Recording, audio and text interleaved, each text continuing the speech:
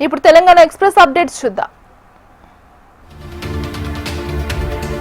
నిర్మల్ జిల్లా పెంబి మండలం ఎస్సీ కాలనీలో సర్పంచ్ ఎన్నికల ప్రచారం సందర్భంగా ఖానాపూర్ ఎమ్మెల్యే వెడ్మా బొజ్జు పటేల్ వ్యవహారం పెద్ద దుమారమే రేపింది.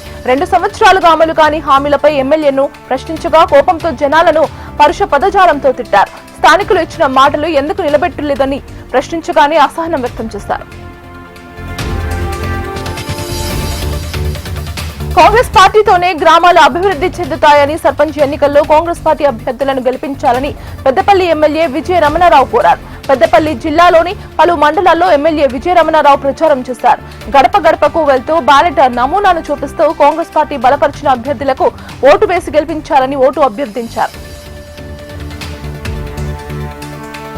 శాంతి భద్రతల పరిరక్షణలో హోంగార్డ్స్ అందిస్తూ సేవలు ప్రశంసనీయమని వరంగల్ పోలీస్ కమిషనర్ తెలిపారు. 63వ హోంగార్డ్స్ ఆవిర్భావ దినోత్సవాన్ని వరంగల్ పోలీస్ కమిషనరేట్ కార్యాలయంలో ఘనంగా నిర్వహించారు. విధి నిర్వహణలో రాణించిన హోంగార్డ్స్ కు వరంగల్ పోలీస్ కమిషనర్ చేతుల ప్రశంసల పత్రాలను అందజేయడంతో పాటు ఆవిర్భావ దినోత్సవాన్ని పురస్కరించుకొని అధికారులు నిర్వహించిన క్రీడల్లో రాణించిన హోంగార్డ్స్ సిపి బహుమతి ప్రదానం చేశారు. సిద్దిపేట జిల్లా దౌలతాబాద్ పట్టణంలో సర్పంచ్ అభ్యర్థి కేటాయించిన గుర్తుతో కాడెద్దల రథంతో ఇంటింటికి తిరిగి ప్రచారం చేశారు. దౌలతాబాద్ గ్రామంలో మొదటిసారిగా కాడెద్దల ప్రచార రథాన్ని ఉపయోగించడం గ్రామస్తుల దృష్టిని మరింత ఆకర్షించింది. గ్రామంలో తిరుగుతూ ప్రజలతో మాట్లాడుతూ గ్రామాభివృద్ధి కోసం తన కృషిని వివరించారు.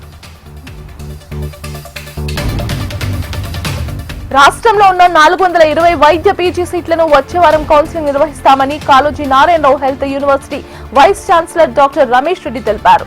ఈ యూనివర్సిటీలో డ్రగ్స్ ర్యాగింగ్ పూర్తిగా నిషేధమని, కాలేజీలో అలాంటి ఘటన జరిగితే దానికి విద్యార్థులతో పాటు తల్లిదండ్రులు, కాలేజీ యాజమాన్యం పూర్తి బాధ్యత వహిస్తుందని వీసీ రమేష్ తెలిపారు.